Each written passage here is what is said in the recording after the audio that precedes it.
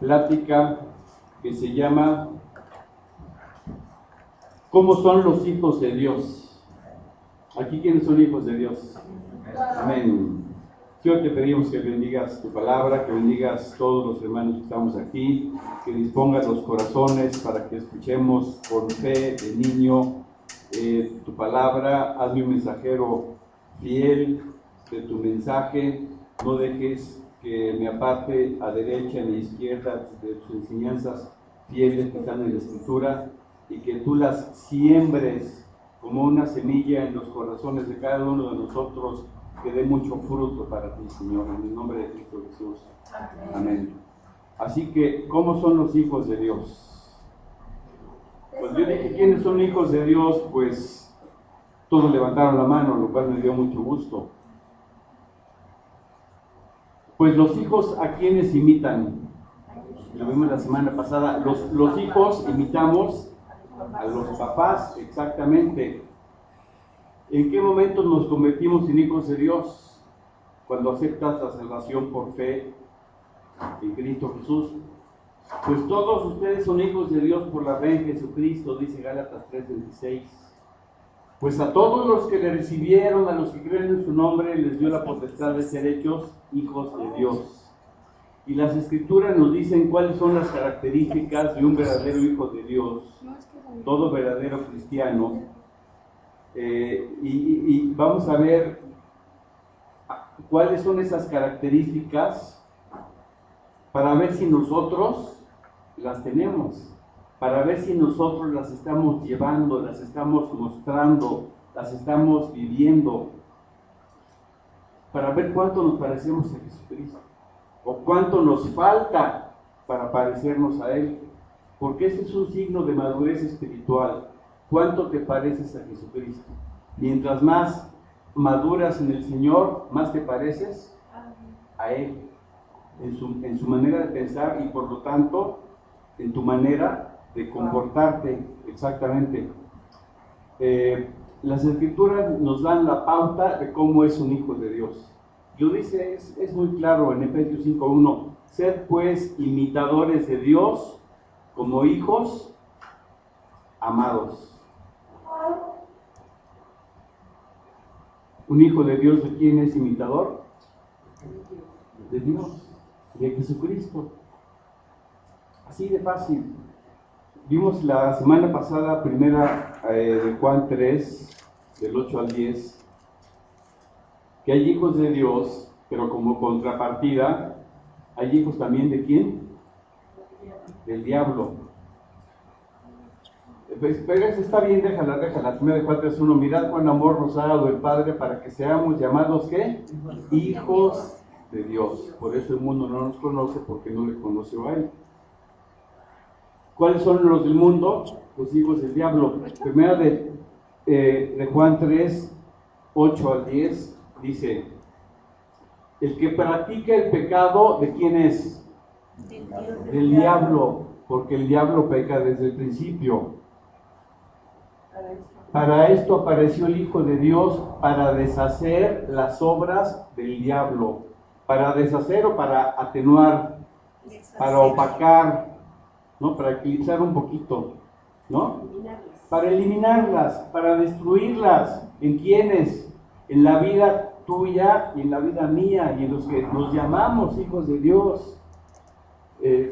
Después dice, todo aquel que es nacido de Dios, no practica el pecado, porque la simiente, o sea, la semilla de Dios permanece en él y no puede pecar porque es nacido de Dios. Aquí él no puede pecar significa no puede permanecer practicando el pecado. No quiere decir que sea infalible o impecable, no puede seguir en lo que estaba, no puede seguir en la borrachera, no puede seguir en el adulterio, no puede seguir en la pornografía, no puede seguir en lo que andaba, ¿sí? Ya no hay que practicarlo, a eso se refiere, no puede continuar en el pecado en el que andaba, no puede continuar en la idolatría, ¿o sí? Es evidente que no. En eso se manifiestan los hijos de Dios y los hijos del diablo.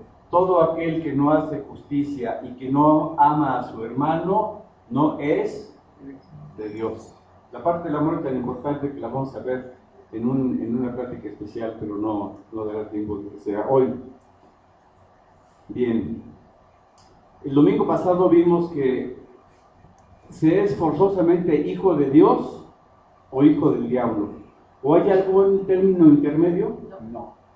Si no eres hijo de Dios, forzosamente eres un hijo del diablo. Una persona puede decir, bueno, yo no soy hijo del diablo. Digo, yo no soy hijo de Dios, pero tampoco soy hijo del diablo. No, señores. Si no eres de Dios, ¿de quién eres? Lo sepas o no lo sepas, lo quieran o no lo quieran, lo acepten o no, les guste o no, los que no son hijos de Dios, lo son del diablo. Y también estudiamos que tiene que haber un contraste muy grande entre los hijos de uno y los hijos de otro. ¿Por qué? Porque hay un contraste muy grande entre Dios y el diablo, un contraste diametralmente opuesto. De manera que también tiene que haber un contraste muy grande entre una persona que es hija de Dios y que es hija del diablo, o en uno mismo antes de convertido y después de convertido. ¿Tiene que haber un cambio o no? ¿Notable? ¿Sí o no? ¿Quién tiene que notarlo? Primero nosotros mismos. Lo tiene que ver la gente que nos rodea. Y sobre todo, ¿quién lo tiene que notar? Dios. Si no hay un cambio en tu manera de pensar y en tu manera de ser, y dices que ya pasaste de hijo del diablo a hijo de Dios, pero no has cambiado nada, ¿sabes qué? Te estás engañando. Y suena fuerte, pero sigues siendo un hijo del diablo. El que no ha cambiado, ¿cómo se puede decir soy hijo de Dios? Si el hijo de Dios se parece a su Padre celestial. Bien, entonces repito, ¿cuál es la mejor prueba de que somos hijos de Dios? Muy fácil, respuesta en que nos parecemos a Él en el carácter, en que nos parecemos a Jesucristo en la manera de sentir y de actuar. ¿Recuerdan que vimos 1 de Juan 2:6? El que dice que permanece en Él, ¿en quién? En Cristo debe andar como Él anduvo.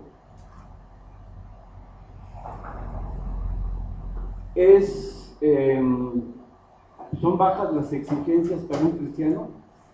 ¿No? ¿Es bajo el estándar moral y espiritual o es alto? Es alto, es altísimo. ¿A quién debemos parecernos? Ni más ni menos que a Jesucristo, obviamente sin llegar a su perfección. Pero si digo que permanezco en Cristo, que soy de Él, debo andar como de manera similar a la de Él, y no es poca cosa. Recordemos que todos los cristianos, ¿qué dice 1 Corintios 12? No lo busques, nada más apunten. 1 Corintios 2:16, mas nosotros tenemos la mente de Cristo. ¿A quién se está refiriendo el apóstol Pablo? A los cristianos tenemos la mente de Cristo. Y la mentalidad de una persona está íntimamente ligada ¿con qué? Con su actitud. Dime cómo piensas y te diré cómo actúas, cómo te comportas, cómo es tu conducta. Es obvio.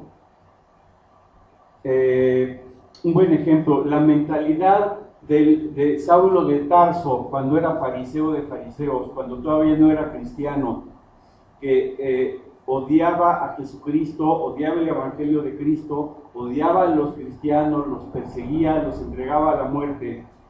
Tenía una mentalidad y esa mentalidad le daba cierta actitud. Cuando se convierte a Cristo, ¿qué cambia? Primero cambia su manera de pensar. ¿Y a qué lo llevó? A una actitud completamente opuesta, diferente. ¿Siguió persiguiendo a los cristianos? Al contrario, de perseguidor de cristianos se convirtió en cristiano perseguido. De enemigo del Evangelio se convirtió en el principal proclamador del Evangelio. ¿Por qué? Si cambió su manera de pensar, cambió su actitud. Si tú tienes la mente de Cristo, tu actitud debe ser como similar a la de Satanás. ¿Similar a la de quién? Es obvio. a la de Cristo. Bien, recordemos que la palabra cristiano y discípulo son sinónimos. Si vemos en Hechos 11:26, un cristiano, ¿qué es? Alguien que está unido espiritualmente a Cristo, pero también significa que es un discípulo de Jesucristo. Y se congregaron allí todo un año con la iglesia y enseñaron a mucha gente y a los discípulos se les llamó cristianos por primera vez en Antioquía. A ver, ¿aquí quién es cristiano? Amén, gloria a Dios. Entonces, si eres cristiano, ¿de quién eres discípulo? De Jesucristo. Y un discípulo hace las cosas muy similares a las de su maestro. El otro día les ponía un ejemplo. Si ustedes ven obras de paisajes de José María Velasco, ¿a quién le gusta las obras de José María Velasco? A mi esposa le gusta mucho también.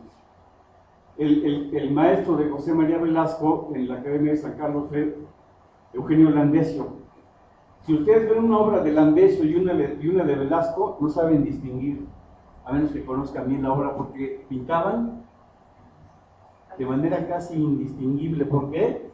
Porque el alumno, el discípulo Velasco, le absorbió todo a su maestro Landesio. Pintaban de manera parecidísima. Se notaba la obra del maestro, la mano del maestro se notaba en la obra del discípulo.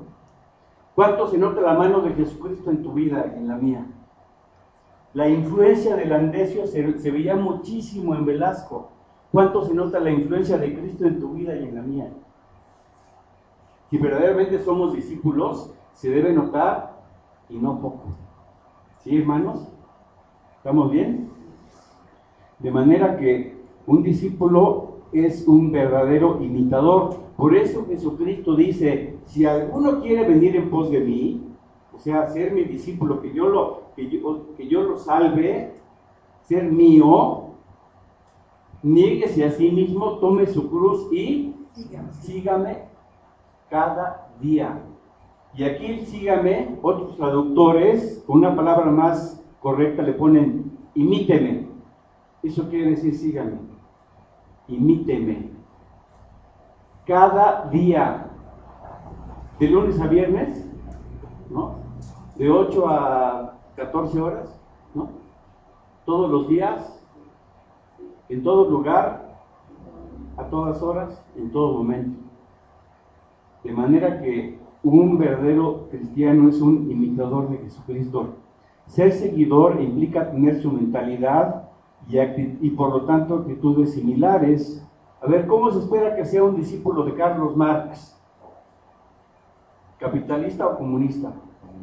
Obviamente comunista. ¿Se puede esperar que un discípulo de Mahatma Gandhi sea un pacifista o un terrorista que ponga bombas? Pacifista. Dice que si yo digo soy discípulo de Gandhi y ando poniendo bombas, de discípulo no tengo nada, ¿verdad? ¿Qué se debe esperar de un discípulo de Martin Luther King? ¿Que discrimine? No, obviamente no. Que esté en contra de la discriminación racial. ¿Qué se debe esperar de un discípulo de Jesucristo? Exactamente. Primera, iremos viendo, creo que esto nos va a llevar varios domingos, poco a poco, muchas de sus características para ver cuáles llevamos realmente nosotros. Primera de Pedro 2:21, para que vean que ser cristiano no es nada más decir ya recibí a Cristo y punto y ya. No, hermanos, implica muchas cosas. Pues para esto fuisteis llamados, aquí está hablando a cristianos, porque también Cristo padeció por nosotros, dejándonos ejemplo para que sigáis sus, ¿qué? Pisadas, para que seáis como Él. Hermanos, la palabra tiene que decirse como es, ¿verdad? Aquí no vamos a maquillar, ni a disfrazar, ni a rebajar nada. Aquí la palabra se dice como es. ¿Es fuerte? A veces sí. ¿Pero hay que hablarla? Sí. ¿La vamos a maquillar? No. parece bien? ¿Verdad que sí? A eso venimos, a escuchar la verdad. No venimos a divertirnos, para divertirnos están los hijos, o las películas de Cantinflas, o el fútbol, o qué sé yo, ¿verdad? Bien, de manera que la imitación de Cristo para un cristiano auténtico se da de manera natural, se da de manera muy espontánea. Ni siquiera tenemos que esforzarnos mucho porque es el Espíritu Santo que está en nosotros el que nos hace parecidos a Jesucristo. Un manzano no tiene que esforzarse mucho, empujar para dar manzanas. ¿Por qué da buenas manzanas? Porque es buen árbol, porque tiene una buena semilla, ¿verdad? Una persona, en cuanto recibe al Espíritu Santo o al Espíritu de Cristo, que son el mismo, empieza a tener características similares a las de él, aunque no sepa mucho acerca de Cristo. Por ejemplo, hay musulmanes recientes que apenas se convierten porque se les predica el Evangelio de Cristo y creen de corazón, y empiezan a cambiar, aunque no hayan leído los Evangelios y todo lo que decía y cómo era Jesucristo, su carácter, empiezan a tener características de Él, y no han leído mucho acerca de Él todavía, acaban de nacer espiritualmente, pero ¿por qué empiezan a parecerse ya a Él? Porque Cristo ya está en ellos, su Espíritu ya los empieza a moldear, ya les empieza a imprimir su sello. ¿Sí, hermanos? ¿Está bien? ¿Sí? Sí. Amén. De manera que alguien que piense de manera similar a la de Cristo se espera que actúe de manera similar a la de Él. Todos nosotros, los lectores de la Biblia, sabemos cuál era la mentalidad de Cristo, sabemos cómo era su actitud. ¿Verdaderamente estamos teniendo una conducta parecida a la de Él? ¿De verdad nos parecemos a Jesucristo? ¿O nada más decimos que somos cristianos? Si yo digo que soy cristiano y por lo tanto tengo la mente de Cristo, pero no me parezco a Él en nada, en mi manera de comportarme, me estoy engañando. ¿Pero puedo engañar a Dios? Él conoce los corazones, hermano. Y eso es lo que cuenta, lo que Dios ve en nosotros. Dice la Escritura que Cristo es el reflejo del Dios invisible. Cristo, con su actitud, reflejó el carácter de Dios. Y Cristo dijo: el que me ha visto a mí, ¿qué? Ha visto al Padre. Esa es la imagen del Dios invisible, dice la Escritura. Ahora, ¿por qué los cristianos tenemos cosas del carácter de Dios en nuestra manera de ser? Segunda de Pedro 1, versículo 4. Y aquí es donde entra la genética. Pero no la genética biológica, sino la espiritual. Dice: por medio de las cuales nos ha dado preciosas y grandísimas promesas, para que por ellas llegaseis a ser participantes, ¿qué? De la naturaleza divina, habiendo huido de la corrupción que hay en el mundo a causa de la concupiscencia.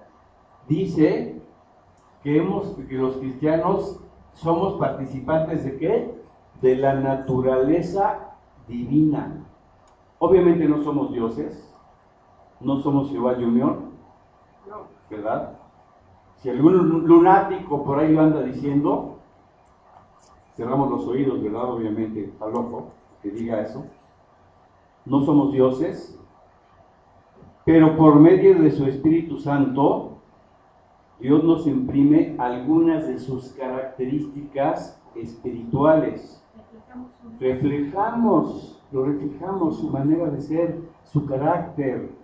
Por supuesto que hay algunas características que son exclusivas de Dios. Solamente Él es perfecto, todopoderoso, omnisciente, omnipotente, omnipresente, en fin, hay características exclusivas de Él que no comparte con nosotros, pero hay otras que sí las comparte y sí llevamos. ¿Por qué?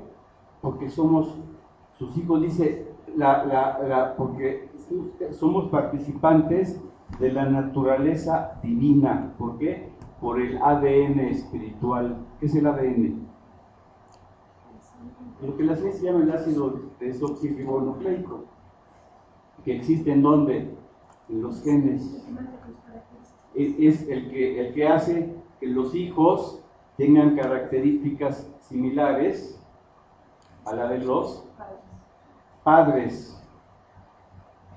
Pero no solamente existe la genética biológica, sino también la genética espiritual. No solamente existe el ADN biológico, que es el que los hijos se parezcan a los padres. El ADN biológico está en donde decíamos, en los genes. Y los genes están en las semillas. ¿Qué son un espermatozoide y un óvulo? ¿Qué son? Semillas. Son semillas, microscópicas, pero son semillas. La maestra dio clases de biología, la hermana, ¿verdad, hermana? ¿Que son semillas? Sí. Son semillas que contienen toda la información genética del progenitor. Por eso las jirafas no dan luz a hipopótamos, ¿o sí? Dan luz a jirafas, ¿no?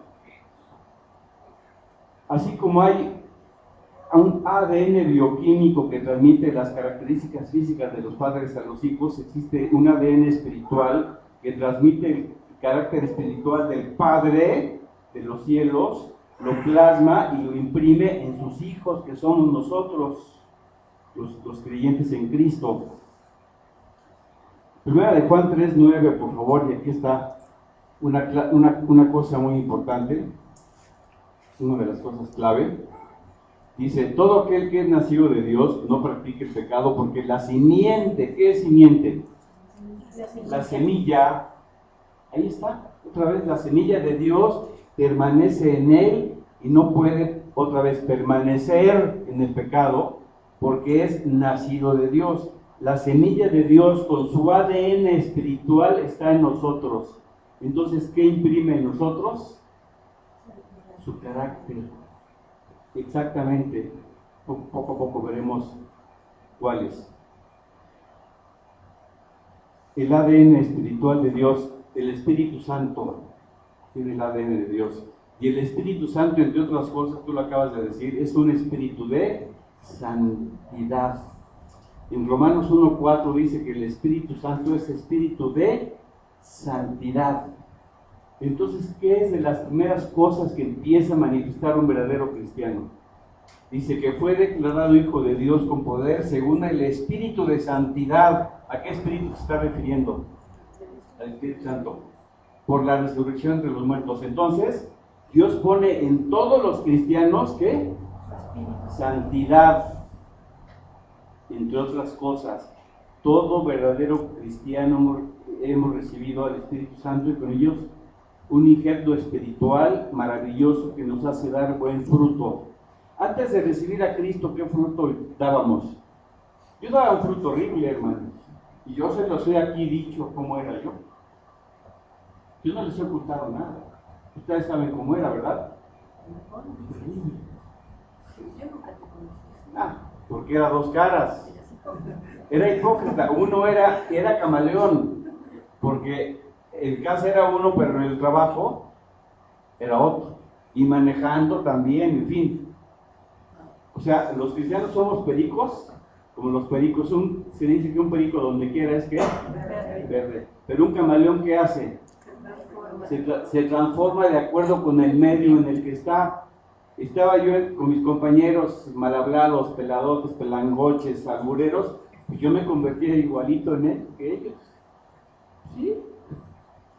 Y no estoy mintiendo, hermanos. Los mentirosos no heredarán. Además, era bien mentiroso.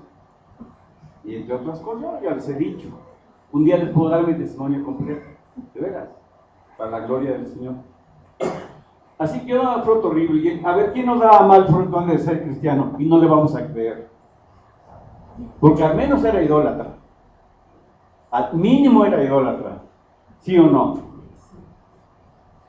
¿Y ese qué fruto es? ¿Y no éramos soberbios?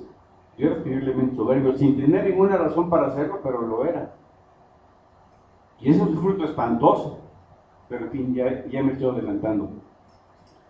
De manera que un árbol que da mal fruto, si un especialista quiere que empiece a dar buen fruto, ¿qué tiene que hacer?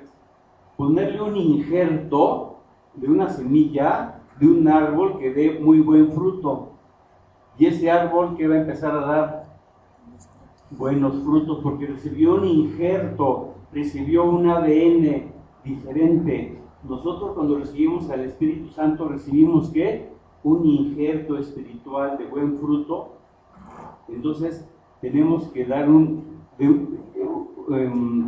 recibimos un injerto espiritual de una buena semilla que da buen fruto, por lo tanto nuestro fruto va a ser completamente diferente a como era antes.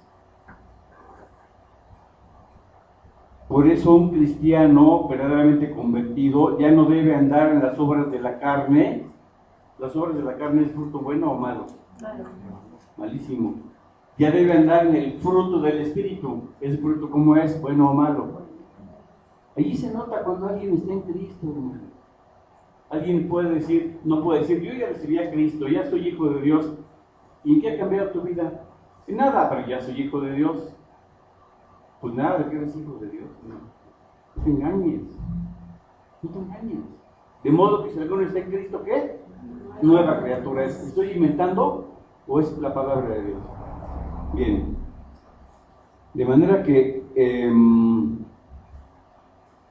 por eso un cristiano que verdaderamente recibió el Espíritu Santo no debe andar en las obras de la carne, sino en el fruto del Espíritu. Ese maravilloso fruto que Jesucristo demostró durante toda su vida terrenal. Entonces, si Dios ha impreso su carácter en nosotros, nuestro comportamiento debe ser similar al de Jesucristo. Lo vimos con detalle la semana pasada. Vamos a ver qué es lo que se espera de ti y de mí, de cómo debe ser un cristiano. Vamos a ver algunas de las características para que tú y yo valoremos si realmente las estamos llevando. Porque es lo que el mundo espera de ti como cristiano, lo que tú debes esperar de ti y sobre todo lo que Dios espera de ti. Colosenses 3, por favor. Algunos ya los empiezo a ver con cara de aburridos. ¿Qué así tan mal está lo que ¿no? Bien. Eso espera. 3, 12 a 14. Fíjense bien. Vestidos pues como escogidos de Dios. Escogidos de Dios y cristianos salvos es lo mismo, es sinónimo. Después ustedes lo pueden buscar en Mateo 24:31, donde Jesucristo a los salvos, a los verdaderos cristianos les llama mis escogidos. Vestidos pues como escogidos de Dios, vestidos pues como verdaderos cristianos. En otras palabras está diciendo la Escritura. Santos y amados, de entrañable misericordia, de benignidad. Fíjate bien si tú tienes esto. Santos, llamados de entrañable misericordia. Vamos a ver si tú eres misericordioso, estoy yo. De benignidad, de humildad. Eso tiene que haber en todo verdadero creyente. De mansedumbre. ¿Hay mansedumbre en tu vida? ¿Hay mansedumbre en la mía? Si no, estamos en serios problemas. De paciencia, soportándoos unos a otros, perdonándoos unos a otros. ¿Puede haber algún cristiano rencoroso? No. Cuidado, hermano. Dice Cristo, si tú no perdonas las ofensas de tu prójimo, vuestro Padre Celestial, ¿qué? Tampoco te perdonará tus ofensas. Perdonándoos unos a otros, si alguno tuviera queja contra otro, de la manera que Cristo os perdonó, así hacedlo también vosotros. Esto vamos a ver con detalle después. Y sobre todas estas cosas, vestidos de amor, que es el vínculo perfecto. ¿Puede haber un cristiano que no ame? El que no ama no ha conocido a Dios, porque Dios es amor. En esto conocerán que somos mis discípulos, dice Cristo, sin que os améis los unos a los otros. El que no hace justicia y no ama a su hermano, no es de Dios. La palabra está fuerte, ¿verdad, hermanos? Pero es la palabra. En esto se diferencian los hijos de Dios y los hijos del diablo, lo acabamos de leer. El que no hace justicia y no ama a su hermano, no es de Dios. Y si no es de Dios, entonces ¿quién es? No es más que de dos sopas, hermano. Primera de Juan 3:10. Dejamos al final unos 5 o 10 minutos, o si es necesario, para comentarios. Se vale, ¿eh? Se vale, con toda la confianza del mundo. Bien, así que empecemos. Ya ven, el que no se beneficia los hijos de Dios y los hijos del diablo. Todo aquel que no hace justicia y no ama a su hermano no es de Dios. Gracias, hermano. Entonces volvamos a Colosenses 3:12, por favor. A 14 vamos a ir desglosando hasta donde nos alcance el tiempo en media hora. O cuando vea el primero que parpadea o se duerme, hasta ahí llegamos. ¿Vale? ¿Sí? No es amenaza, es advertencia, nada más para tratar de despertarlos un poquito. Vestidos pues como escogidos de Dios, santos. Ya vimos que el Espíritu Santo es espíritu de santidad, por eso dice, yo se los voy a leer. Primera de Pedro 1, bueno, más bien lo buscamos. Primera de Pedro 1, 14 a 16. Porque así, como hijos obedientes, no os conforméis a los deseos que teníais antes de estar en vuestra ignorancia, sino como aquel que os llamó es santo, sed también vosotros santos ¿en qué? ¿Toda? Bueno, yo veo que dice toda, no sé en la Biblia de ustedes, pero en la mía dice toda, vuestra manera de vivir. Llegamos hasta y el 16, porque escrito está, y esto lo dice Dios en Levítico: sed santos porque yo soy santo. Si yo soy su padre, dice el Señor, y soy santo, ustedes que son mis hijos tienen que parecerse a mí y ser santos como yo. ¿Sí, hermanos? La semana pasada les puse el ejemplo de cuántos gustos similares tienen mis hijos Jesús y Sergio a los míos. Se parecen a mí en muchísimas cosas. ¿De verdad? ¿Verdad, Sergio? ¿Sí? Ya les di detalles, ya no vamos a repetir tantas cosas, pero bien. Volvemos pues a Colosenses 3:12, hermanitas, por favor. Entonces, santos. Ya vimos que santo es una vida consagrada a Dios. Y no puede estar consagrada a Dios y al mismo tiempo consagrada al pecado. O parte consagrada a Dios y parte consagrada al pecado. Eso ya lo vimos la semana pasada. Vestidos pues como escogidos de Dios, santos, llamados de entrañable misericordia. ¿Qué quiere decir entrañable? Que te nace de las entrañas, de corazón, que es espontánea, no fingida. El Señor Jesucristo dice: sed pues misericordiosos como vuestro Padre Celestial es misericordioso. No lo vamos a ver ahorita, pero los que están apuntando está en Lucas 6:36, palabras de Jesucristo. Busqué la definición de misericordia, dice así: la misericordia es la disposición a compadecerse de los problemas, miserias o necesidades ajenas. Se manifiesta en amabilidad y asistencia al necesitado y especialmente en el perdón y la reconciliación. Es más que un sentimiento de simpatía, una práctica. Así que la misericordia no es nada más que un sentimiento: ay, pobrecito, se está muriendo de hambre, pues ahí se ve. No. ¿Qué es? Hacer algo por la persona que necesita, lo que sea. Tal vez no es dinero, tal vez es una oración, tal vez es un consejo, palabras de aliento, compañía, consuelo, qué sé yo, pero hacer algo por el necesitado. De manera que es una práctica. Jesucristo siempre fue misericordioso a las necesidades ajenas y también fue perdonador. De manera que la misericordia está relacionada con la ayuda al prójimo y con el perdón. Son las dos cosas. Si nosotros no somos misericordiosos, pero decimos que nos parecemos a Cristo, ¿realmente nos parecemos? Por supuesto que no.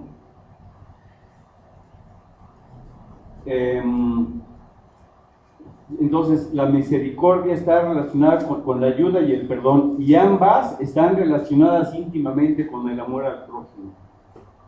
El que no tiene misericordia con su prójimo es porque no lo ama. Bien. Y ya vimos que el amor y el perdón son características de Dios y deben serlo de todo verdadero cristiano. Un cristiano que no sabe amar y que no sabe perdonar no tiene derecho de llamarse cristiano, ni de considerarse cristiano. Suena fuerte, ¿verdad, hermanos? ¿Pero estoy mintiendo o estoy diciendo la verdad? Porque el Señor no me ha llamado a adular aquí a los hermanos que vienen a escuchar la palabra. Me ha llamado a decir la verdad, como yo considero que dice la Biblia. Y les reitero, no la voy a andar maquillando, nada más para que sientan bonito. No es mi función. El Señor no me ha llamado a eso. Bien. Y no es un invento mío, la Biblia lo dice. Además, no lo vamos a proyectar, pero dice la Biblia, le está diciendo a Dios, misericordioso te mostrarás con el misericordioso. Segundo de Samuel 22:26. De manera que Dios se mostrará ayudador y perdonador, ¿con quién? Con el ayudador del prójimo y con el perdonador. Y con el que no quiera ser ayudador y perdonador, ¿cómo se mostrará Dios? Igual. También dice, el que cierra su oído para no escuchar el clamor del pobre, también él clamará y no será oído. Proverbios 21:13. Si nosotros no tenemos misericordia con el necesitado, ¿qué va a pasar cuando estemos necesitados? No alcanzaremos la misericordia del Señor ni de la gente que nos rodea. ¿Sí, hermanos? Juicio sin misericordia se hará con el que no tenga misericordia, con el que no haga misericordia. Después lo buscan en Santiago 2:13. Bien, volviendo a Colosenses 3:12, dice, la siguiente parte, dice de misericordia, de benignidad, que lo vimos la semana pasada con detalle, que benignidad es sinónimo de gentileza, de amabilidad. ¿Cuál es el fruto del Espíritu? Amor, gozo, paz, paciencia, benignidad. Es fruto del Espíritu, ¿verdad? O amabilidad, le ponen otros traductores. ¿Y para con quiénes debe ser la amabilidad de un verdadero cristiano? ¿Para con los ricos? ¿Los poderosos? ¿Para con los jefes? ¿Para con los que el mundo considera importantes? La Biblia dice en Filipenses 4:4 o 4:5, nada más, bueno, sí, pero nada más para ver si está en 4:4, es 4:5. Vuestra gentileza o amabilidad sea conocida de todos los hombres, desde el más rico hasta el más pobre, desde el más sabio hasta el más ignorante, desde el presidente hasta el pordiosero. Con todos debemos ser amables. La amabilidad, cuando es fruto del Espíritu, es sin distinción. Porque cuando nada más eres amable con los poderosos, como dije la semana pasada, es nada más por hacerles la barba, por conveniencia. Ese no es fruto del Espíritu. Cuando es fruto del Espíritu es parejita. ¿Sí, hermanos? Porque el siervo del Señor no debe ser contencioso, sino amable para con todos. Lo buscan en 2 Timoteo 2:24. Esto, como ya lo vimos con detalle, no vamos a abundar. Ahora sí, volvemos a Colosenses para ver otra de las características del creyente, para ver si tú y yo la teníamos. Esto para que cada uno nos examinemos a nosotros mismos. Dice, de misericordia, de benignidad, de humildad. Aquí sí vamos a detenernos un buen rato. De humildad. La humildad es la antítesis de la ¿qué? De la soberbia, exactamente. Y la soberbia es una obra ¿qué? ¿De Dios o del diablo? La soberbia es una obra completamente satánica, es una obra del diablo. Pero para eso apareció el Hijo de Dios, para deshacer ¿qué? Las obras del diablo. incluyendo la soberbia o la soberbia no, para deshacer algunas obras del diablo, todas, incluyendo esta que es tremendamente satánica.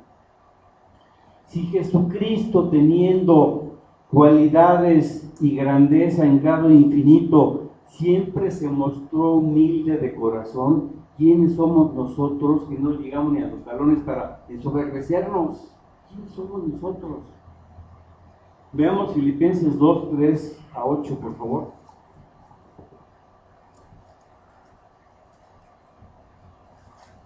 Es Filipenses 2.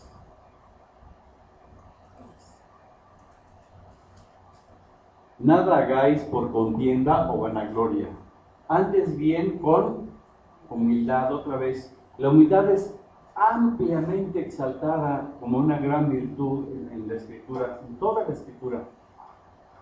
Y con la soberbia pasa todo lo opuesto.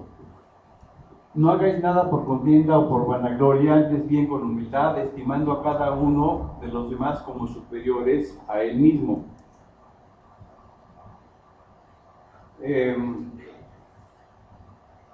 No mirando cada uno por lo suyo propio, sino también por lo de otros.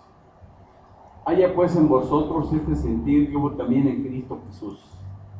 Él, decíamos, fue humilde, entonces nosotros debemos ser humildes. El cual, siendo en forma de Dios, no estimó ser igual a Dios como cosa a que aferrarse, sino que se despojó a sí mismo tomando forma de siervo, hecho semejante a los hombres, y estando en condición de hombre, se humilló a sí mismo, haciéndose obediente hasta la muerte, y muerte de cruz. Ahí lo dejamos. Gracias. Jesucristo, siendo el creador, el soberano, el dueño de todo, el infinitamente sabio, el todopoderoso, infinitamente rico, no le importó renunciar a todo, nacer en un pueblo insignificante, en una familia humilde, crecer en un pueblo pequeñísimo que todos menospreciaban. ¿En dónde creció él cuando regresó de Egipto? En Nazaret. Nazaret era un pueblo que todo el mundo menospreciaba, y no solamente al pueblo, sino a los habitantes de Nazaret. Sí, decían, ¿acaso de Nazaret puede salir algo bueno? Dijo que al Mesías es de Nazaret. No, que no puede ser Nazaret, no le importó vivir así en uno de los barrios más humildes, pobres. No le importó ser pobre, tener que trabajar como carpintero, que era un trabajo para gente humilde, sencilla. No le importó ser despreciado, desechado, odiado, rechazado, insultado, ser objeto de burlas. Cristo no dijo antes de encarnarse como ser humano, bueno, está bien, voy a bajar a salvar a esa humanidad perdida, pero voy a poner mis condiciones. Perteneceré a la más alta sociedad, a la crema innata del pueblo de Israel. ¿Así dijo? ¿No? Viviré como todo un rey, a todo lujo, en un gran palacio, en el barrio más exclusivo y lujoso de Jerusalén. Así dijo. Seré muy rico. ¿Así dijo? ¿No? Tendré grandes comodidades, tendré muchas riquezas, poder político, muchos servidores. Voy a tener una guardia suiza y voy a hacer que me lleven en papamóvil. ¿Así dijo? ¿No?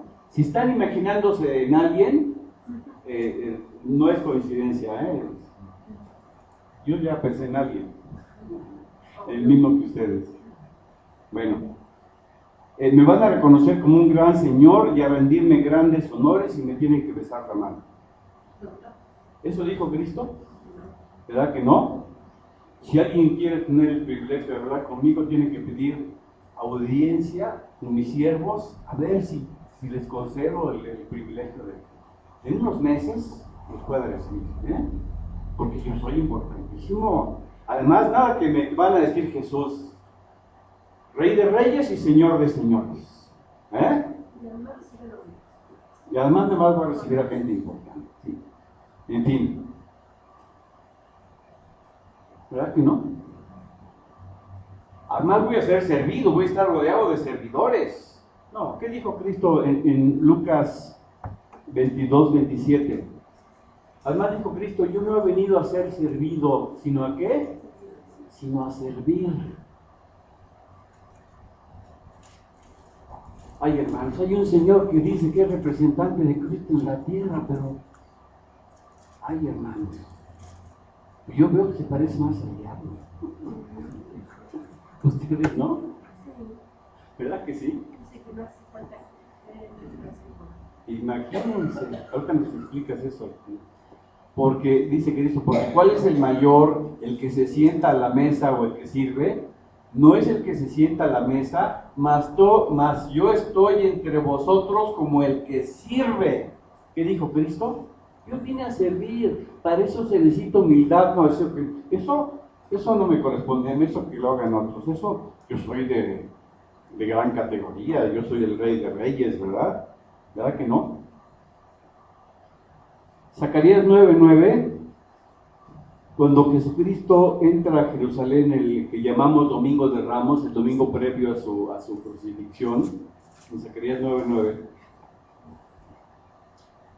dice que aquí viene tu rey, humilde o soberbio. Dice, alégrate mucho, hija de Sión, y da voces de júbilo, hija de Jerusalén. He aquí tu rey vendrá a ti, justo y salvador. ¿Soberbio? Dice. Humilde y cabalgando sobre un asno, sobre un pollino de asna. Ni siquiera entró en un caballo así, un corcel así árabe, lujosísimo, adornado, con adornos púrpura y escarlata, ¿verdad? ¿Verdad que no? Un burro que ni siquiera era de él, lo tuvo que tomar, ¿qué? Prestado, porque él ni siquiera tenía un burro. Y todavía hay burros que dicen que Jesucristo era rico. Los profetas de la prosperidad, ¿han oído? ¿Era rico? Cuando lo crucificaron tenía unas vestiduras lujosísimas. Quiere decir que él era, pero mira, de lana, de mucha plata. Entonces, como los cristianos debemos andar como Cristo, tú debes andar con mucha plata. ¿Han oído eso? Yo sí, y hasta le podría decir los nombres, pero hoy no los voy a decir. Además que ellos saben quiénes son. Cristo decía, yo no tengo ni en dónde reclinar la cabeza. Cuando ya empezó su ministerio y ya no pudo trabajar como carpintero, ¿saben de qué vivía? De ofrendas que le daban sobre todo algunas seguidoras de él. Lo pueden buscar después en Lucas 8:3, vivía de ofrendas que daban algunas de sus seguidoras. ¿Qué les vas a decir a esos profetas de la prosperidad que te dicen Cristo era rico y la prueba es que tenía una vestidura lujosísima cuando lo crucificaron? ¿Saben qué le vamos a decir? Sí, efectivamente tenía una vestidura muy lujosa y muy costosa, pero ¿saben por qué? Está en Lucas 23:9 la explicación. ¿La compró? No andaba con lujos, hermano.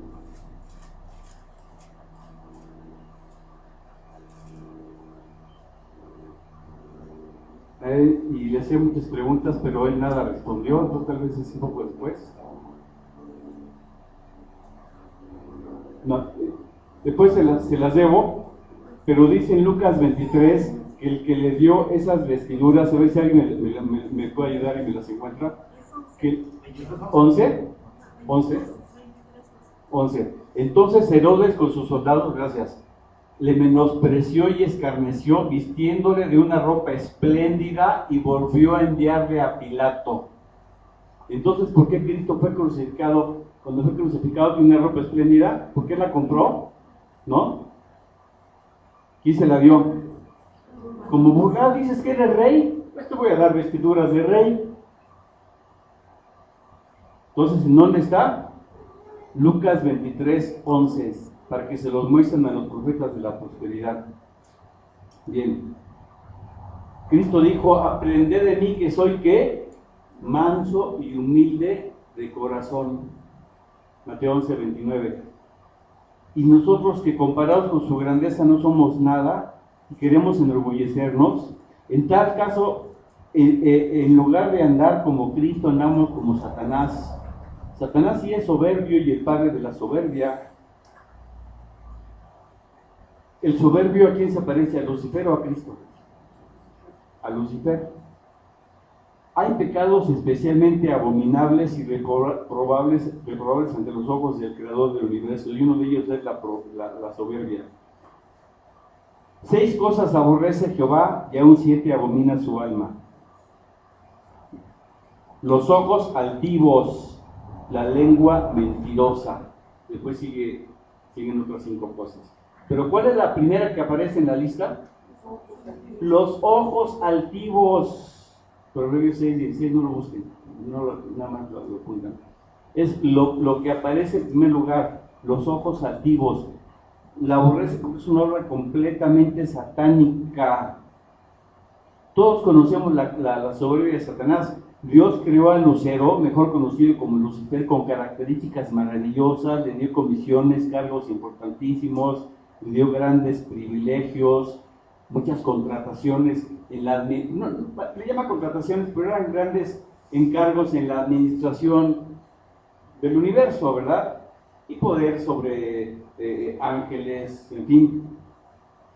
¿Y qué pasó cuando Dios engrandeció tanto al lucero? ¿Se le subió. Y nada de lo que tenía Luzbel o lucero era de sí. Todo le había sido ¿qué? Dado, concedido. Él no fue el creador de su belleza, ni de su grandeza, ni de su poder, ni de su sabiduría. Todo le fue dado. ¿Por qué tendría que ensoberbecerse? En él no había mérito alguno. Ezequiel 28, 15 a 18, por favor. Ezequiel 28, 15 a 18. Perfecto eras en todos tus caminos desde el día en que fuiste creado hasta que se halló en ti maldad. A causa de la multitud de tus contrataciones, porque era muy usado por el Señor, tenía grandes cargos, fuiste lleno de iniquidad y pecaste, por lo que yo te eché del monte de Dios y te arrojé entre las piedras de fuego, oh querubín protector. Se enalteció tu corazón a causa de tu hermosura, corrompiste tu sabiduría a causa de tu esplendor. Yo te arrojé por tierra delante de los reyes, pondré para que miren en ti. Y el 18, con la multitud de tus maldades y con la iniquidad de tus contrataciones profanaste tu santuario, yo pues saqué fuego en medio de ti, el cual te consumió y te puse en cenizas sobre la tierra a los ojos de todos los que te miran. Hasta ahí está bien. ¿Cuáles fueron las consecuencias de la soberbia de Lucifer? Porque dijo después: subiré al trono a los lados del norte, junto a las estrellas pondré mi trono y seré semejante al Altísimo. ¿Cuáles fueron las consecuencias de que Lucifer se hubiera ensoberbecido? ¿Buenas o malas? Malas, malísimas, pésimas. Si las consecuencias de la soberbia para Lucifer fueron malas para él, ¿las consecuencias de la soberbia para nosotros serán buenas o malas?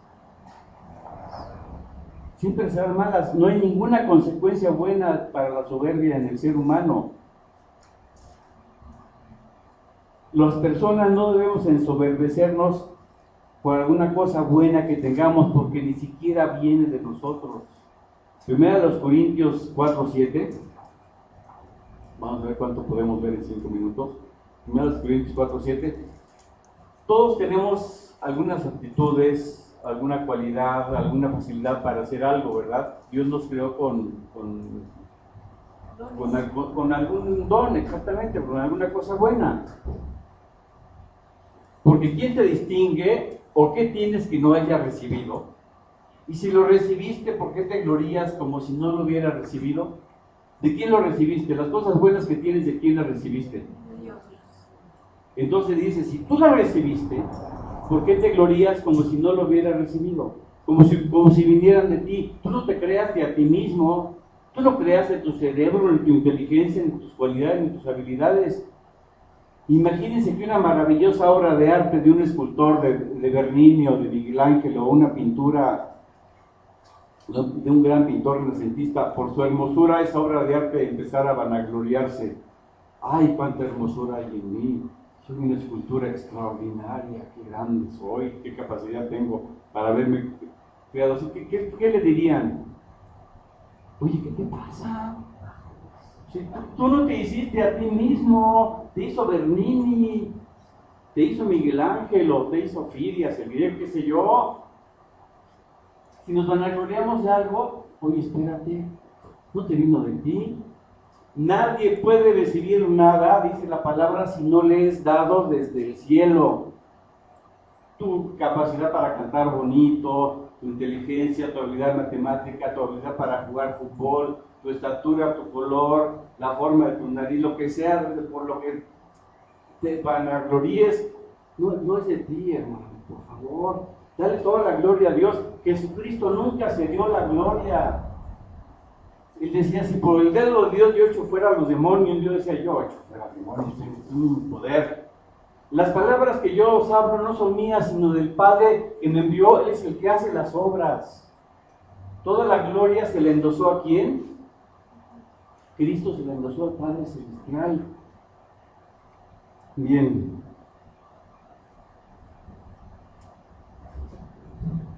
Fíjense bien. Toda buena dádiva y todo don perfecto desciende de lo alto, del Padre de las luces. Santiago 1:17. Y que nadie puede recibir nada si no le ha dado del cielo, está en Juan 3:17. Dice la Biblia, no es que seamos competentes por nosotros mismos para pensar algo como de nosotros mismos, sino que nuestra competencia proviene de Dios. Segunda a los Corintios 3:5, para que se vayan anotando.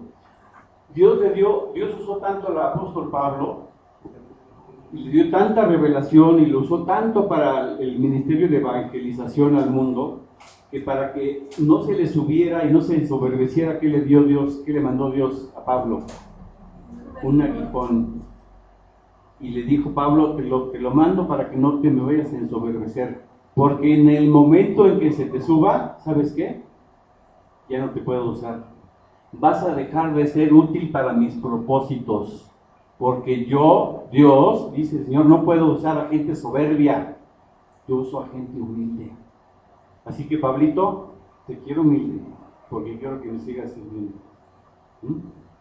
¿Sí, hermanos? ¿Qué paciencia me tienen? Ya me aguantaron una hora. El otro día tenía tiempo, una predicación que duró más de 4 horas, y la gente la aguantó. El apóstol Pablo estuvo predicando desde la noche hasta que amaneció, ¿se acuerdan? Hasta un muchacho quedó dormido en la ventana y se cayó. Qué bueno que aquí no hay ventanas, si no ya alguien se hubiera caído. Nadie se cayó de la silla. Bueno, al primero que se caiga, entonces le dejamos. De manera que la soberbia nunca va a dejar nada bueno al soberbio. Mateo 5:3, ¿qué dice Cristo? Dice, así es como empieza el sermón del monte. Las primeras palabras de las bienaventuranzas. Así es como Jesucristo empezó el sermón del monte. Bienaventurados los pobres en espíritu, o sea, los humildes de corazón, porque de ellos es el reino de los cielos. Así comenzó Mateo 5:3. Fíjense, aquí está hablando de dice, ¿bienaventurados los soberbios? No, bienaventurados los pobres en espíritu, porque de ellos es el reino de los cielos. No dice que el reino de los cielos es de los soberbios, hermanos. ¿O sí? ¿Alguien aquí quiere ser soberbio? No, ¿verdad? Veamos algunas de las consecuencias negativas funestas de la soberbia. Malaquías 4:1, a ver a quién se le antoja. A ver a quién se le antoja ser uno de estos. Fíjense bien, Malaquías 4:1. Porque aquí viene el día ardiente como un horno, y algunos de los soberbios, dice, y todos los soberbios y todos los que hacen maldad serán estopa. ¿Qué se le hace a la estopa? Se le quema. Todos los soberbios serán estopa. Y todos los que hacen maldad, aquel día que vendrá, los abrazará con ese, ¿verdad? Para estar oyendo esto en internet, y no es abrazar con los brazos, sino de quemar. Ha dicho Jehová de los ejércitos, y no les dejará raíz ni rama. ¿Quién quiere ser de estos? Yo no, hermano. Job 41, 33, 34, por favor. Fíjense bien, porque a Jesucristo le decimos, Él es el Rey de Reyes, es mi Rey. Pues qué bueno que le decimos que es nuestro Rey, ¿verdad? Pero fíjense bien, aquí está hablando del maligno. Dice, no hay sobre la tierra quien se le parezca, animal hecho exento de temor. Menosprecia toda cosa alta, es el Rey sobre ¿qué? Todos. ¿Todos o algunos? Si yo soy soberbio, pero si yo digo que mi Rey es Cristo, mi Rey es Dios, pero soy soberbio, ¿quién es mi Rey? Qué fuerte se oye el diablo. Ya lo dijo. No estoy inventando nada. Escrito está. Yo no soy más que un humilde mensajero que tengo la obligación de decir, hermanos, escrito está y demostrarlo. Y hay que cada uno de nosotros sepa qué hacemos con lo que estamos aprendiendo. ¿Sí, hermanos? ¿Recuerdan lo que pasó con Nabucodonosor cuando se ensoberbeció por la grandeza de su reino? Todavía se le dio un año de oportunidad para que se humillara y reconociera que todo lo que tenía, su gran reino y su grandeza y su saber, todo le venía de Dios y se lo estaba atribuyendo a él. Se le dio un año para que se arrepintiera. Daniel 4, 30, 31, por favor.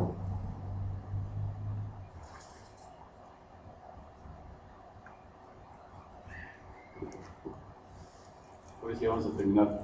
Habló el rey diciendo, ¿no es esta la gran Babilonia que yo edifiqué para la casa real con la fuerza de mi poder y para la gloria de mi majestad? ¿Se acuerdan? Yo y mí mencionó a Dios. Fíjense bien, ¿no esa es la gran Babilonia que yo edifiqué para la casa real con la fuerza de mi poder y para la gloria de mi majestad? La soberbia. Aún estaba la palabra en la boca del rey cuando vino una voz del cielo. A ti se te dice, rey Nabucodonosor, el reino ha sido quitado de ti. Si no se hubiera ensoberbecido, ¿qué hubiera pasado? Pues continúa con su reino, pero dándole la gloria a Dios.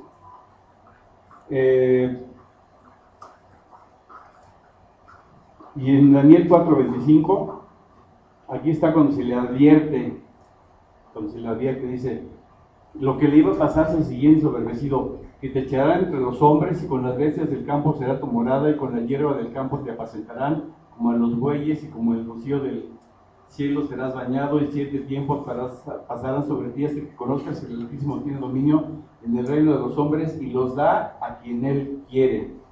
Y por último, ¿qué dijo Nabucodonosor después de que fue humillado 7 años, que andaba como bestia, que perdió su reino y todo, hasta la razón? ¿Qué dice después? En el verso 37. No, en el 37. Ese es el 26.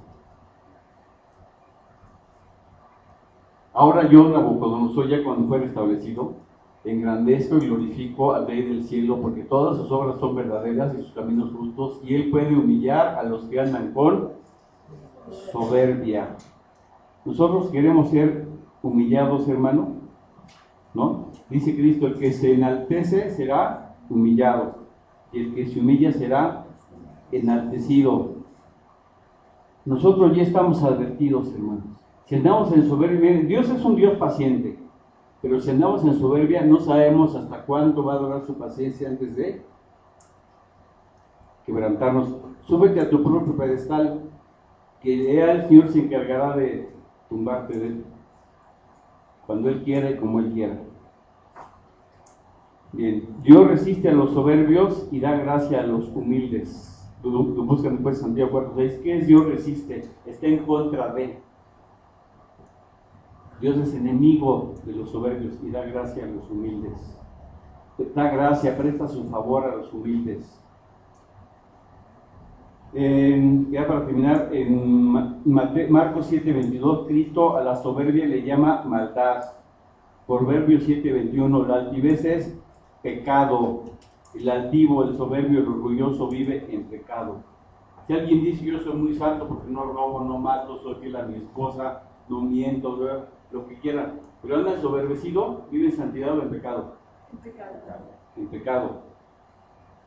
Los apóstoles nunca se ensoberbecieron. Cuando el Señor operaba un milagro por medio de ellos, no se dejaban dar la gloria, ni decían, a ver, se aceptan aplausos. A ver, Pablo, mire, yo Pablo, hice caminar ese cojo. Se aceptan aplausos, a ver, reconocen, ¿no, verdad? Cuando lo que es un Dios, mira, ¿por qué? Porque hizo caminar al cojo. Se enojó, se enardeció, no fui yo, no sean tontos, fue el Señor Jesucristo, Él los sanó, yo no hice nada. El apóstol Pedro no permitió que Cornelio se le arrodillara. Levántate, yo también soy hombre. Y siempre le daba la gloria a Dios, ¿sí o no? Esa es humildad, hermanos, porque ellos eran verdaderos cristianos y llenos del Espíritu Santo. Alguien lleno del Espíritu Santo no puede ser soberbio. Un soberbio no puede ser lleno del Espíritu Santo. Bien, hasta aquí le vamos a dejar y la semana que viene vamos a ver algunas de las consecuencias sociales y de otra índole que hay en el soberbio, en los problemas en los que nos acarreamos. Y después vamos a ver las características de los escogidos de Dios para ver si las tenemos o no. Pero ya están muy anestesiados, mejor lo vamos a dejar de aquí. Vamos a ponernos de pie, por favor.